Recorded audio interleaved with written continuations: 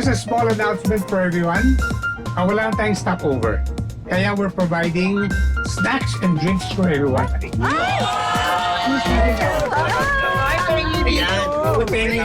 Bus mo, may pamerienda pa. Of course. Ayoko naman mabuting sa biyahe. By the way, the snacks are 200 pesos each and the drinks 100 na lang. May bayad ko? Ay, wala nang taligan. Nabili na eh. Sige na. Kunin nyo na at ako na magbabayad.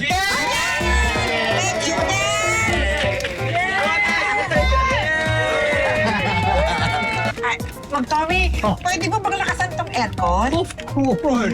Pero may additional charge rin yun ha. Ha?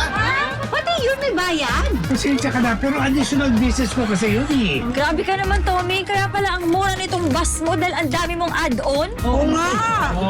Sandali, ito bang bus mo mabiyahe sa buwan? Siyempre, hindi. Bakit? Yata bus to, racket ito eh. Racket.